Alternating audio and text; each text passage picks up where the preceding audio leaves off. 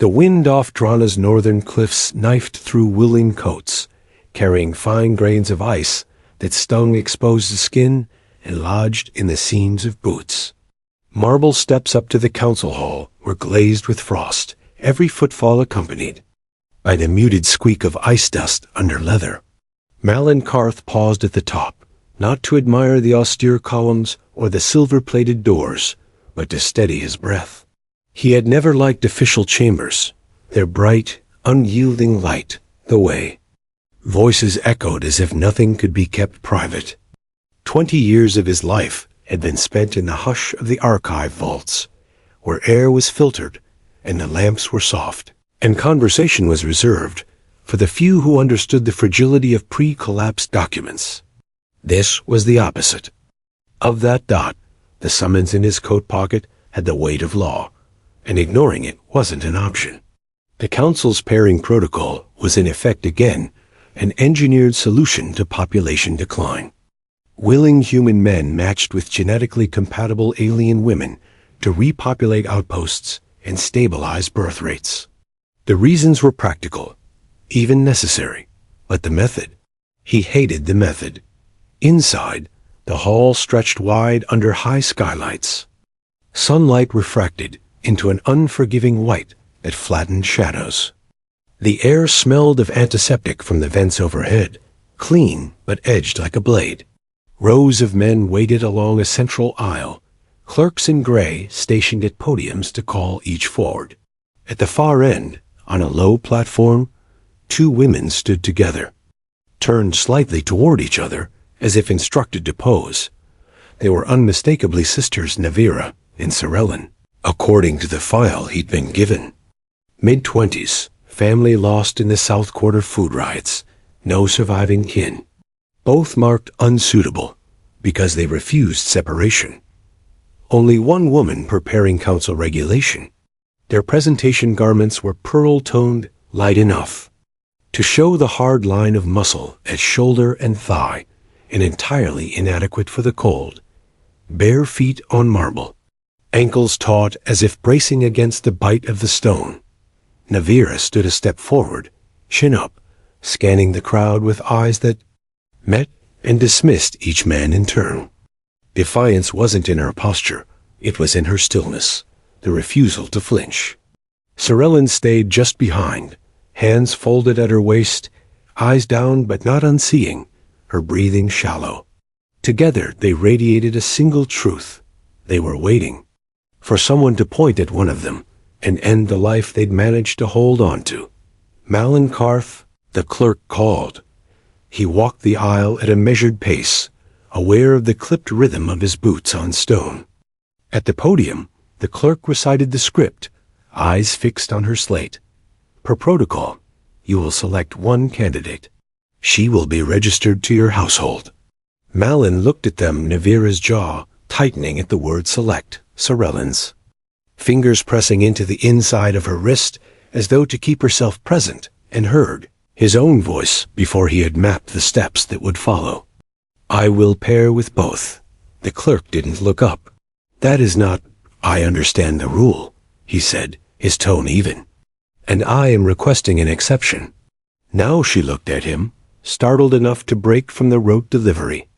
A tilt of her head toward the senior officer at a low desk brought the older woman's gaze to him. Scar along her temple, cropped hair, eyes sharp with the memory of the wars. She listened as he stated his name, residence, occupation, and request. She asked why. He answered without heat. Because breaking them apart served no one. Because the council's goal was stable households, not numbers on a ledger. Because keeping them together would give the program outcomes that lasted. The officer's gaze moved between him and the sisters. Navira met it without blinking. Sorellen raised her eyes, lowered them, and lifted them again and held. A slow exhale, the tap of a stylus, and the decision was made. Under the Post-Conflict Recovery Act, dual pairing approved. 14 months before review. The clerk pressed a thin metal token into Malin's palm. It was warm from the machine, weighty in a way that grounded him. For the first time in years, the weight of a decision felt not burdensome, but right out the wind along the northern coast was sharper by the water, carrying the salt tongue of waves striking the cliff face far below. Malin kept the transport steady on the narrow road, the hum of the heater pushing back the cold in slow increments. In the rear seat, Navira sat angled toward the window, eyes tracking the curve of the coastline as though memorizing every rise and bend. Sorellen sat in the middle, her cloak drawn close at the throat, shoulders finally lowering as warmth reached her fingers. He kept his eyes on the road and spoke only when it mattered. "You'll have your own room tonight. 2 beds. Locks work from the inside. The bathroom's through that room. Hot water starts cold, but runs strong. I'll cook. If you want to help tomorrow, we'll plan it then." Navira's voice came. After a pause, "What is the rule for the house? Speak what you need. Touch only with permission. Sleep when you want. If either of you ever wants a door shut, it stays shut." He felt her gaze on him, assessing for hidden weight in the words. "And you?" she asked. "I don't drink. I don't shout. If I'm quiet, it's because I'm thinking, not because I'm angry." Sorellen's eyes flicked to her sister, then back to him. "Why are you doing this?" The question was small, but in it was every unspoken fear of obligation. "Because I want a home that doesn't feel empty. And because you deserve not to be separated for the sake of a neat spreadsheet." He left it there, the truth unvarnished. The road narrowed to a single lane carved into the cliff. Ahead, the house emerged stone walls set into rock windows. Wide to the sea, smoke from a side vent flattening in the wind. Inside, the air was warm with the scent of pine resin and boiled grain from the night before. The main room was simple. 2 fur-lined chairs by the fire, a low table with the marks of past mugs, folded blankets on a shelf, a kitchen alcove of metal pots, and a water canister. Hooks by the door held spare coats, and a long window framed. The restless water below Doc Malin hung his coat and set the pairing token on a shelf beside a row of documents. The click of metal on wood sounded like a seal closing on the hall behind them. He placed 2 sets of wool trousers and shirts on a chair. "They're too big, but clean and warm. Change in the back room. I'll make food." Navira accepted the bundle, holding his gaze a moment as if to test whether he would linger. He didn't. He turned to the kitchen, filling a pot, lighting the stove. Sorellen paused in the doorway to follow her sister, but glanced back. "Thank you for asking the officer, not sneaking. You're registered here," he said. "Nothing hidden." Steam rose from the pot, filling the space with the smell of salted grain. He listened to the small sounds from the other room, the thud of a closing door, the muted scrape of a chair on the floor, the pull of fabric. By the time they returned, both wore the oversized clothes, cuffs rolled and hems tied. Their hair was unbound. Navira had retied the ribbon at the end of hers. Sorellen's hung loose against her cheek. They moved more easily now, with warm feet on warm floors. He set bowls on the table, plain food but hot. The warmth settled into their faces as they ate, loosening the tight lines at the corners of their eyes. Navira spoke first. "What do you expect from us here?" "Nothing today," he said. "Tomorrow we'll talk about the house. We'll plan tasks you like and tasks that need doing. You set boundaries, and we follow them. The council asked for births. That's not a schedule, it's a choice. We make it when you're safe and ready." She studied him, searching for the catch. Finding none, she leaned back. Sorellen's voice was quieter. "If we can't sleep, can we sit by the fire? Anytime?" When the bowls were washed, he showed them the sleeping room, 2 beds, fresh furs, a chest for clothes, the bathroom door to the left. He tested the lock from both sides, left a pitcher of water on the small table between the beds, then stepped back.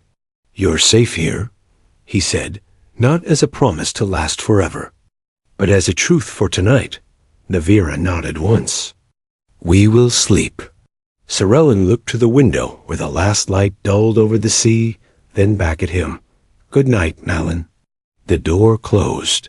He added a log to the fire and sat, letting the day settle in order hall, decision, token.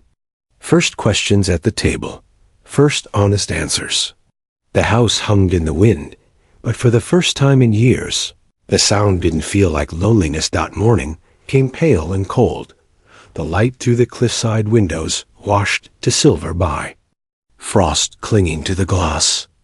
Malin was already at the kitchen table, hands wrapped around a mug of tea, listening to the quiet.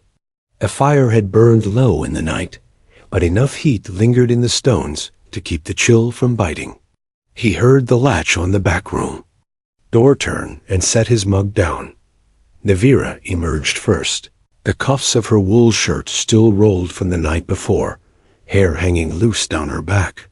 Her eyes moved over the room front door, fire, his position at the table, as though confirming each detail was as it should be. Sorellen followed, adjusting the tie of her cloak even inside, her hood down but shoulders hunched against a habit of cold. "There's tea," Malin said, motioning to the 2 steaming mugs he'd set aside. Sorellen accepted hers with a soft thank you and took the chair closest to the fire. Navira sat across from him, hands curling around the mug for warmth. "You've been together since the riots," he said. It wasn't a question so much as an invitation. Navira nodded. "We were away from the house when it started. Came back and—" She didn't finish. Sorellen's hand brushed her forearm in a small, grounding touch. "We stayed with others for a while. Not family, just anyone who'd let us in. Then the summons came. They told us we couldn't choose each other," Sorellen added, voice low but steady. "That it wasn't the program's design. You didn't have to agree to be paired at all," Malin said. Navira's mouth pressed into a line. "We didn't agree to be split. That was the choice left to us, go separately, or go back to the holding center until someone else decided.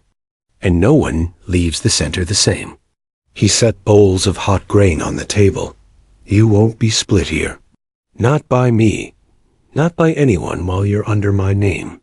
Sorellen looked at him then, holding his gaze longer than she had the night before. "Under your name means under your rules," she said. "It means under this roof," he corrected. "Rules are simple. Speak what you need. Don't harm each other. Respect space. Everything else we work out together." Navira didn't respond, but he could see she was listening. Sorellen took slow bites, her fingers wrapped around the spoon, as if savoring the heat more than the food. When they'd finished, he pushed back his chair. "I need to go into the village today. Supplies, clothes that fit, fresh food. You can come or stay here. If you stay, you'll have a lock." "We'll come," Navira said without hesitation. Sorellen glanced at her sister and nodded once. Outside, the cold hit like a wall, turning each breath into a cloud. He fetched heavier coats from the storage chest near the door. Navira squared her shoulders under the weight of hers. Sorellen pulled her hood tight at the chin. The walk to the transport was short, but bit at the skin. Inside, the heater caught, quickly, fogging the windows before clearing enough to show the gray-green sea dot in the village. Streets were quiet, but not empty. A few pairs of eyes followed them. Navira met those looks head-on. Sorellen kept hers on the ground until they stepped inside the first shop. The clothier, an older man who knew Malin from the archive, gave him a brief nod and said nothing about the women. They left with 2 bundles sturdy trousers, warm shirts, lined boots. At the bakery, the air was rich with the smell of bread and boiled root. Sorellen's gaze flicked to the loaves on the counter, but she said nothing. Malin added 2 extra to his order, without comment. By the time they returned to the cliff house, the sky had shifted toward late afternoon. The bundles went onto the table, and he stepped back. Navira felt the shirt fabric between her fingers. Sorellen tried the boots immediately, flexing her toes as if testing the idea of warmth. While they settled near the fire, Malin unpacked the rest of the supplies. The smell of cooking filled the air, and the silence between them was no longer the kind that had to be guarded. He didn't push it. Trust wasn't something to win in a single day, but the first barrier had moved. By dawn, the wind had shifted inland, bringing a fine frost that clung to the cliffside windows and dulled the horizon into a seamless gray. The house felt more enclosed than it had the day before, the outside world reduced to the low hiss of air slipping through the vents. Malin rose early to keep the fire fed, the scent of pine resin mixing with the sharper tongue of the cold that pressed at the walls. Navira was the first to emerge, her hair still damp from washing, tied loosely so that strands slid forward over her shoulders. She wore one of the heavier shirts they'd brought from the village, cuffs pushed back, moving with a quiet focus that felt different from the watchfulness of the first nights. She lingered at the threshold of the main room, gaze fixed on him as he poured tea into 3 mugs. "You're up early again," she said. "Fire doesn't keep itself going," he replied, sliding a mug toward her place at the table. When she stepped closer to take it, her fingers brushed the back of his hand, not an accidental pass, but a deliberate, almost measured touch. Her eyes stayed on his for a breath, longer than politeness required. Then she stepped away. Sorellen followed. A moment later, moving slower than usual, her cloak draped over her shoulders despite the house's warmth. She crossed straight to the fire, palms extended toward the flames. "It's colder today." "It'll stay that way until spring," Malin said. He noticed the faint redness around her eyes, not from the air outside, but from broken sleep. "You didn't rest?" She shook her head without turning. "I woke a few times. Couldn't get warm again." Navira glanced at her sister, the hint of an edge gone from her voice. "You should have come closer to my side of the bed," she said, as if it were the most ordinary thing in the world. "I didn't want to wake you." Sorellen murmured. The exchange was brief, but it told Malin more than any file ever could. They were used to closing the distance between them against cold or unease, but Sorellen was still holding herself back here. He went to the storage chest, pulled out a folded wool blanket, and set it beside her. "Keep it with you today." The day was too raw for long work outside, so he showed them the deeper storage alcove, the spare lamps, repair tools, the stack of extra blankets. Navira asked questions about where things were kept, but her attention wasn't just on the supplies.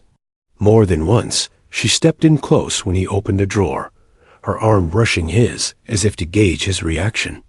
Each time, he kept his tone even, showing neither discomfort nor invitation, just steady acknowledgement. By mid-afternoon, the wind had sharpened into a steady push against the shutters. He decided to check the vent covers on the roof before the weather worsened. When he came back in, the fire was burning high, the air thick with the scent of boiled grain. Navira stood at the hearth, stirring the pot. The sleeves of her shirt rolled nearly to the elbow. Sorellen sat in the chair nearest the flames, the blanket pulled close, a mug of tea balanced between her hands. "You cook?" Malin asked, moving toward the table. "I can follow instructions," Navira said, giving the pot one last stir before setting the spoon aside. "Thought I'd see if you'd eat something I made." They ate together in the amber light, the wind outside muted beneath the quiet rhythm of conversation. Navira asked about the cliff paths, the nearest neighboring houses, the kinds of ships that passed in the warmer months. Sorellen said little, but listened closely, her eyes shifting between her sister and Malin. After the meal, Sorellen began clearing the table without being asked. Navira stayed seated, leaning back slightly, eyes fixed on Malin. "You're not what I expected," she said plainly. "What did you expect?" He asked. "Someone who'd take what the council gave him and make sure we remembered it," she said. "Rules first, names second. And now?" She paused, the smallest flicker of hesitation before she spoke again. "I think you mean what you said about keeping us together." "That won't change," he said, meeting her gaze. "Sorellen." Returned from the kitchen then, the soft clink of mugs in her hands breaking the moment. "The fire's dropping," she said quietly. Malin rose to tend the flames. As he worked, he caught the glance that passed between the sisters brief. Unreadable, but not distrust. It was something else, something that would take time to learn. For now, the wind stayed outside, and the fragile sense of safety they were building held for another night. The storm broke before dawn, a hard, sudden squall that rattled the shutters and sent fine frost hissing against the glass. By mid-morning, the wind had eased, but the sky held the heavy gray of weather waiting to return.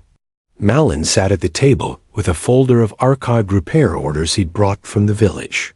The faint scratch of his pencil, the only sound besides the fire. Sharp rap at the door cut through the quiet. Navira was on her feet before he rose, her eyes narrowing toward the sound. Sorellen drew her cloak tighter and stepped back from the hearth. Malin opened the door to find a courier in council livery, the seal of the pairing office stamped on. The envelope in his hand. The man offered no greeting beyond the perfunctory. Delivery for household Caratho 3. Before retreating to the waiting, Sled. Malin broke the seal as he crossed back to the table. Inside was a notice printed in the stark, official font the council favored. 3-month compatibility review scheduled. Household flagged for potential low-efficiency status if reproductive progress remains nil. Liaison visit to confirm stability metrics. Navira read over his shoulder before he could fold it away. "Low efficiency," she said, her voice sharp, with a bitter kind of humor. "That's what they call it." Sorellen's gaze was fixed on him now, more questioning than angry. "And if they decide we're not efficient enough?" "They'll recommend reassignment," Navira said before he could answer, her tone flat but edged. "One of us goes to someone who will comply." "They won't," Malin said, folding the notice and setting it aside. "You're under my name. Under the approval that was signed the day I took you both.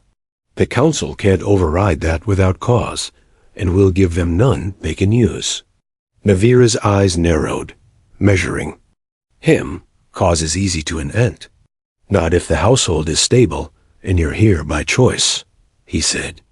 "And if they try, I'll fight it. You won't be separated while I can stand in the way." The room held still for a long minute. Navira leaned back, the set of her jaw easing by a fraction. Sorellen's shoulders lowered, though she still glanced once toward the folded notice on the table, as if committing its presence to memory. The day's work shifted after that. Without discussion, they moved into the rhythm of shared labor. Sorellen sorting herbs from the stores, careful not to mix the scents. Navira stacking cut firewood by the hearth in neat rows. Malin repaired the latch on the back door, listening to the soft undercurrent of their voices as they spoke to each other while they worked. When evening came, the wind had stilled enough that the sound of the sea rose through the quiet, a steady, muted pulse. Against the cliff, they ate grain stew at the small table, the warmth of the fire pooling in the corners of the room. Navira spoke more openly than she had in days, asking about the history of the house, the nearest safe path down to the water, whether anyone lived farther north along the coast. It was subtle, but Malin recognized the shift. The questions weren't only for caution. Now they were part of making the place theirs. Even Sorellen lingered by the fire after the bowls were cleared, not out of unease, but because she wanted to. Later, when they closed the back room door for the night, he felt the change in the air. The house no longer held 3 separate occupants measuring distance. It was beginning slowly, cautiously to hold a single household, one the council might see as a statistic, but one that in truth was built on something far harder to break. Gale came in the night, a deep, unbroken roar against the cliff that made the windows hum in their frames. By morning, the air outside was a shifting white, the horizon erased, the path to the village gone under drifts of wind-driven frost. The house was sealed in its own pocket of heat and light, the fire banked high, the air thick with the scent of burning pine. Malin woke early, checking each shutter and fastening the vent locks on the ocean side. Navira appeared not long after, fastening the belt of her heavier coat even inside. She watched him work without interrupting, her gaze sharp, measuring the steps he took as if filing them away. Sorellen came later, swaddled in her wool blanket, her hood up, though the room was warm. She moved more slowly, pausing to hold her hands toward the flames before sitting at the table. "Storm like this," Malin said, "we stay put. Works. Inside, we'll stretch supplies if it lasts more than 2 days." "What happens if it does?" Navira asked. "Then we stretch harder," he said, and the simplicity of his tone seemed to ease something in her. The day settled into the rhythm that storms demanded. Malin pulled tools from the storage alcove to repair a warped cabinet door, the sound of his work blending with the low murmur of the fire. Navira moved between tasks, refolding blankets, wiping down the window ledges where frost had crept in, hauling 2 armfuls of split wood from the stack. Sorellen kept to the hearth, sorting dried roots into jars, her fingers slow but careful, as though each piece deserved to be handled with precision. They shared the midday meal sitting close to.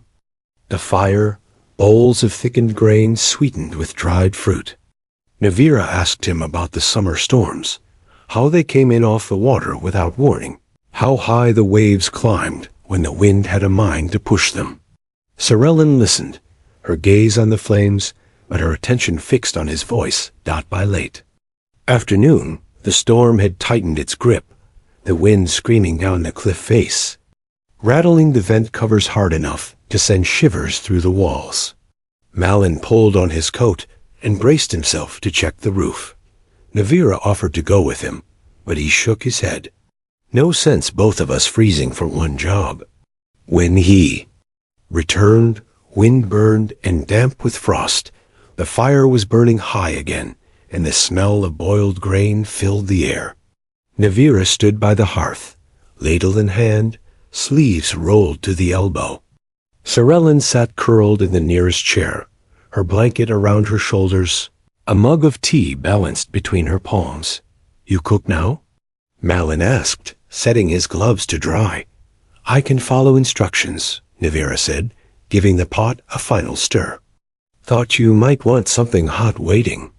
The meal was plain but good, the warmth from the pot mirrored in the quiet between them. Navira spoke more freely now, telling him about the path they used to take along the old aqueduct before. The riots, about the places in the city where the stone held heat even in winter. Sorellen didn't add much, but she didn't retreat. Either her gaze moved between them, following every word. When the bowls were cleared, Navira leaned back. In her chair, her eyes steady on him. "I didn't think you'd mean it," she said. "Mean what?" "Keeping us together." He met her gaze. "That won't change." Sorellen shifted in her seat, the firelight catching on her hair. "It's warmer here than I thought it would." "Be," she murmured, and Malin understood she wasn't just talking about the air. Outside, the wind roared, but inside, the house held its warmth. The storm might keep them bound in for another day, maybe 2. But for the first time since they had stepped down from that council platform, the space between them felt less like a line and more like a shared ground. The storm broke with a sound, like a long-held breath, the wind falling away until only the low rush of the sea remained. By morning, light pooled across the stone floor in soft bands. frost glittering along the outer ledges where the sun had finally touched. Malin was at the table, sorting the last of the dried roots. When the knock came, it wasn't the sharp rap of a courier in a hurry. It was measured, deliberate. Navira rose from her chair before he could, her expression sharpening into the look he'd seen in the hall on the first day, the one that measured threat before anything else. Sorellen stood, clutching the edge of her blanket, her eyes flicking. To him for the smallest signal. Malin opened the door to find a liaison officer in council gray, her coat's hem dusted with frost from the climb. "Household Careth 03?" she asked. "Yes. I'm here for an unscheduled welfare check," she said, stepping inside without waiting for an invitation. The official tone was smooth, but her gaze swept the room with practiced precision fire. Lit, food in plain sight, 2 pairs of boots by the door, both worn recently. Navira positioned herself at Sorellen's side, a fraction forward, and Malin recognized the stance quiet readiness to block in advance. "This is early, Malin," sighed, keeping his voice level. "The 3-month review's not for weeks." "There's been a reassessment," the liaison replied. "Council records indicate one dependent Sorellen may be reassigned due to shortages elsewhere. We need to confirm she's prepared for relocation." The air in the room shifted, taut and cold. Navira's jaw tightened. Sorellen's fingers dug into the blanket's edge. "She's not being reassigned," Malin said. "That decision's above my—" He cut her off by moving to the shelf, retrieving a narrow, folded document sealed in the officer's own ink. He placed it on the table between them. The official approval from the day of pairing dual guardianship, granted under the Post-Conflict Recovery Act, with the officer's signature, binding the arrangement for 14 months minimum. You'll find her name there, same as Navira's. Both registered. Both exempt from separation without their joint consent.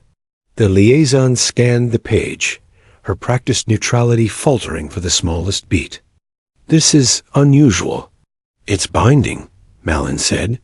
She looked at the sisters, perhaps expecting hesitation, but Navira's stare didn't waver, and Sorellen's chin lifted just enough to show she understood exactly what had just been placed on the table.